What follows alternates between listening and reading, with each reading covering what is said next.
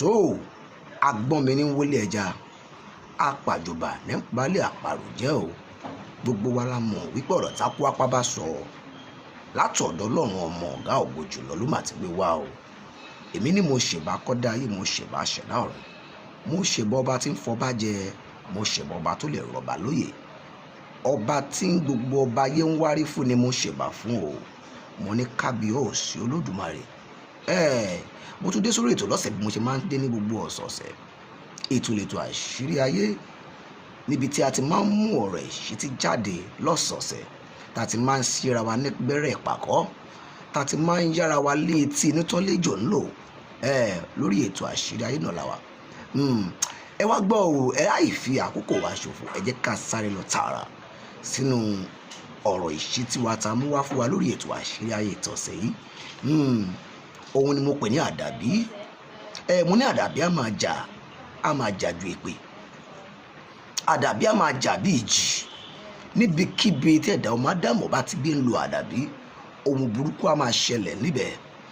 Ní ìgbà mìíràn àdàbí á máa ṣe kí ni, á máa wẹ ẹ̀dá láàwẹ̀ mọ́ kúrò nínú ẹ̀ṣẹ̀ tẹ̀dá ò mọ́wọ́ nípa ẹ̀.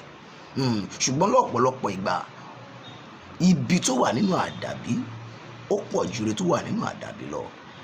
Nítorí pé àdàbí, àṣírí tó ń bẹ nínú àdàbí gbogbo ènìyàn kọ́ ló mọ̀ o. Ìdí rẹ̀ tá a fi pe ètò yìí ní àṣírí ayé, níbi tá a ti máa ń fi àṣírí àwọn ohun tí ẹ̀dá ń lò fi sọ̀rọ̀, ohun tí ẹ̀dá ń ṣe tí ẹ̀dá ò sì mọ àròjinlẹ̀, tí ò mọ ìpìlẹ̀, tí ò sì mọ ogun àti wàhálà tó ń fà sínú ayé òun.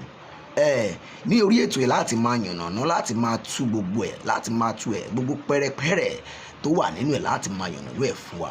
Bẹ́ẹ̀ ni èmi ọmọ yín, ọ̀rẹ́ yín, olólùfẹ́ yín náà ṣì ni Nifemi ọmọ Adebayo, tí gbogbo yín ń pè ní ambassador Niffy. Bẹ́ẹ̀ ni ìyẹn ní ọ̀rọ̀ ìṣítí wa ti tọ̀sẹ̀ yìí. Ṣùgbọ́n ká tó máa lọ lọ́sẹ̀ yìí, mo fẹ́ yẹ kẹ́ ẹ sáré mọ nǹkan tó dá mi lójú tí mo sì mọ̀ wípé ó ṣeé ṣe kọ́pọ̀lọpọ̀ nínú wa máa mọ̀. Ohun tó máa ṣẹlẹ̀ lọ́la ni mo pè. Ǹjẹ́ ta ló mọ ohun tó máa ṣẹlẹ̀ lọ́la o? Tó bá dọ̀la, ìwà á gbé ìdájọ́ ní aya. Ìwà á gbé ìdájọ́ ní aya. Bẹ́ẹ̀ ni mo sọ. Ìdájọ́ á lóyún o, á sì bí ẹ̀san. Ìdájọ́ ó máa lóyún, á sì bí ẹ̀san. Tó bá wá bí ẹ̀san tán, ẹ̀san á dàgbà, á pe ìwà tó bí i lẹ́jọ́. Bẹ́ẹ̀ ni á pe ìwà tó bí i lẹ́jọ́ níwájú Elédùmarè. Tó bá wá pe ìwà tó bí i lẹ́jọ́ tán níwájú Elédùmarè, ọba àdániwáyé, níbi tí a ó ti yan ìtura tàbí ìnira tí ò lópin. Bẹ́ẹ̀ ni nítorí náà ni mo ṣe máa ń wí fún wa o lórí ètò yìí ní gbogbo ọjọ́ tí ẹ máa ń láǹfààní àti gbóhùn ẹ̀nà mi. Mo máa ń sọ fún wa wípé ẹ má ṣe bí Ọlọ́run Olódùmarè, nítorí Ọlọ́run ọba òkè òní ẹ̀bà kò ní láyéláyé ṣe bí ọmọ ènìyàn. Kọ́mọ ènìyàn náà kó má ṣe bí Ọlọ́run ọba, nítorí kò sẹ́ni tó mọ̀la. Bẹ́ẹ̀ ni a ní jù báyìí lọ, ṣókí ni ọ̀rọ̀ ìṣítí wa tọ̀sẹ̀ yìí. Ṣùgbọ́n kí n tó máa lọ, ẹ jẹ́ n fa àkókò yìí dúpẹ́ lọ́wọ́ àwọn èjìká pàtàkì tọ́lọ́run ọba mi òkè ń lò láti jẹ́ kí ètò yìí kó máa tẹ̀síwájú. Àwọn èjìká tí ò jẹ́ káṣó bọ́ lọ́rùn wa, àwọn tó fún wa ní ọwọ́ ipá lójoojúmọ́ tó ń jẹ́ ká mọ̀ pé tẹ̀síwájú, àwọn ń bẹ pẹ̀lú ẹ ní gbogbo ọjọ́, ní gbogbo ìgbàkígbà. Ìkan pàtàkì ni Prophet Kọ́láwọlé Ọláníyì tí gbogbo wa mọ̀ sọ́mọ òṣèré pààrọ̀. Ìríjú Olódùmarè Ọlọ́run ọ̀gá ògo ni bàbá yìí ṣe. Ẹyinjú Olódùmarè ni bàbá yìí ní àǹfààní àti pẹ̀lú ìwọ̀nba ìtọ́lọ́rin àyàn ní ọ̀pọ̀ lápè díẹ̀ láyàn. Bàbá yìí ní oore ọ̀fẹ́ àti pẹ̀lú díẹ̀ tayàn láti ṣiṣẹ́ ìránṣẹ́ fún Ọlọ́run ọba mi òkè. Lóòótọ́ nínú ìfẹ́ àti nínú ẹ̀mí ni bàbá yìí wà tó ti gbé ń fi ẹ̀mí darí ètò fún wa. Tó bá ní a tẹ̀síwájú, a ó sì tẹ̀síwájú. Tó bá ní a dúró, a sì dúró. Nítorí pé ohun èèyàn lòun Ọlọ́run nígbà mìíràn. Ẹ má jẹ́ àgbàgbé. Ìkan pàápàá jọ lẹ́yìn Prophet Kọ́láwọlé Ọláníyì ọmọ òṣèpàrọ̀ ni mo máa dé ọ̀dọ̀ Alhaji Chief Dr. Prince Babatunde Arówólò tí gbogbo wa mọ̀ sí Fine Boy. Fine Boy ni gbogbo yín mọ̀ wọ́n sí lóòótọ́, ṣùgbọ́n ẹni tí mò ń sọ̀rọ̀ nípa ẹ̀, òun ló jẹ́ bàbá ọjà eléwé ọmọ gbogbo Ìkòròdú division pátápátá. Àwọn ni Dr. Prince Alhaji Babatunde Arówólò, Fine Boy. tí gbogbo wa mọ̀ sí bàbá ọjà eléwé ọmọ Ìkòròdú division. Bàbá yìí ní òye àti ìmọ̀ nínú gbogbo nǹkan tí wọ́n ń ṣe nínú eléwé ọmọ nínú omisa ìṣègùn pátápátá fún dídé 36 years mẹ́rìndínlógójì.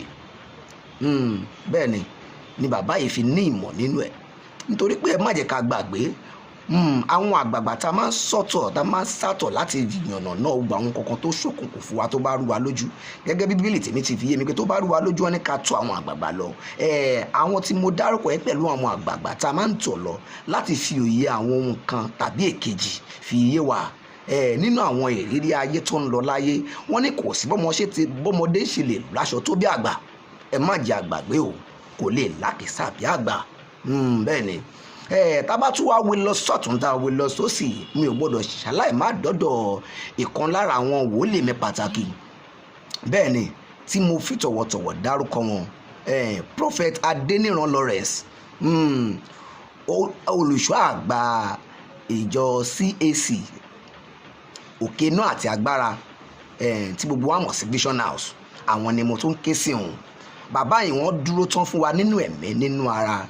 Bẹ́ẹ̀ ni wọ́n ní àtẹ̀síwájú, wọ́n ní kò ní gbéwu dé, kò sì ní ń wá láṣẹ Ọlọ́run bá.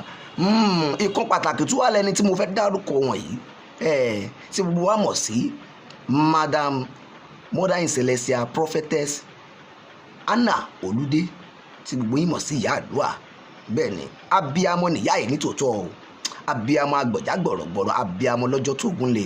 Ìyá ọ̀já tẹ́ fi ń pọ̀ wá ò ní já, ọ̀já tẹ́ fi ń pọ̀ wá ò sì ní jábọ́ láṣẹ Ọlọ́run ọba mi. Gbogbo ẹ̀yin tẹ́ ń fún ètò yìí ní agbára àti ìbáṣepọ̀, ẹ wo ohun tó máa ráyè fi sí yín lọ́wọ́ wọn ní béèrè lọ́wọ́ yín.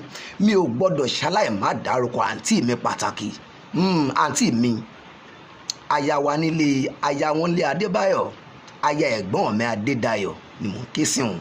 Ìyá àdúrà, ẹ wo ẹ pẹ́ bí pẹ́pẹ́ ti ń pẹ́, àtẹ̀gbọ́ àtẹ̀pẹ́ báyìí lọ́nẹ́sẹ̀ ń tẹ̀nà.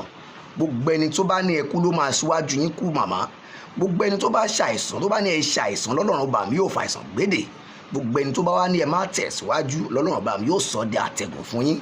Gbogbo ẹ̀yin tẹ́ ń gbọ́ ètò yìí níbikíbi tó wùn tẹ́ ti ń gbọ́ ètò mi, ẹ wo ẹni fi tí òun gbúrò ọ̀fọ̀, bẹ́ẹ̀ ni lè ní fi tí òun gbúrò bànújẹ́. Ojú tẹ́ fi ń wo ètò yìí, ojú náà ò ní fọ́, bẹ́ẹ̀ ló ẹni fojú ọ̀hún rògbò ọmọ, ojú yìí ò ní re lédè yín. Gbogbo ohun tẹ̀dá fi ń gbélé ayé fi ṣohun rere, àfàìlà ọjọ́ tọ́jọ́ bàrà, gbogbo ojú tó ń gùn mí lórí ètò yìí ẹ ó là. Àfàìlà oòrùn tí òòrùn bá ṣe, tí ò bá sọ mádàmọ̀ tó lè fọwọ́ bo ògo ọjọ́ kọjọ́ má jáde, ọmọ aráyè ò ní fọwọ́ bo ògo yín. Bẹ́ẹ̀ ni yóò rí, kò sì ní rí bẹ́ẹ̀ tó pé kí ni àṣẹ wárawára níbẹ̀ lẹ́nu ọká, àṣẹ wọ̀rọ̀wọ̀rọ̀ níbẹ̀ lẹ́nu èrè.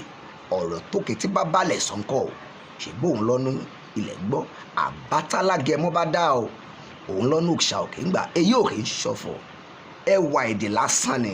Nígbà mìíràn a máa pè ní àyájọ́nu Bíbélì. Ẹ wo àárín jù báyìí lọ lórí ètò lọ́sẹ̀ yìí. Èmi ọmọ yín ọ̀rọ̀ yín olólùfẹ́ yín náà ṣẹ̀ náà. Èmi ọmọ yín ọ̀rẹ́ yín olólùfẹ́ yín pàtàkì tí gbogbo yín fẹ́ràn tẹ́ ẹ nífẹ̀ẹ́ sí, òun náà ṣe ní nífẹ̀ẹ́ mi ọmọ Adébáyọ̀ tí gbogbo yín mọ̀ ní ambassador Niffy. Ẹ wo ó dọ̀sẹ̀ tó ń bọ̀, ẹ má jẹ́ kúrò níbẹ̀. Ẹ ó láǹfààní àti máa bá wọn pàdé tá a bá kúrò lórí ètò tá à ń ṣe lọ́wọ́ ẹ̀. Ẹ bọ́ sórí ẹ̀rọ aláǹtagbà, ẹ darapọ̀ mọ́ mi lórí gbogbo social media platforms mi, lórí Facebook, Instagram, YouTube. Ẹ rí ẹ bá mi pàdé ńbẹ̀.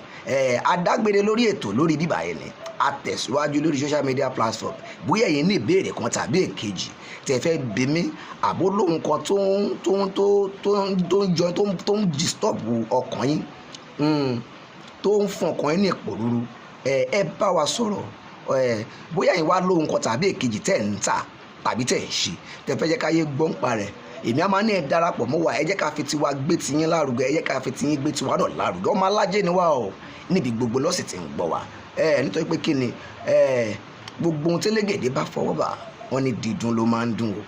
Bẹ́ẹ̀ ni ẹ jẹ́ àjọdá òpọ̀ kẹ̀sì gbà wípé lóòótọ́ rere ni Olúwa. Ó dàbọ̀, ó dìgbà kan náà.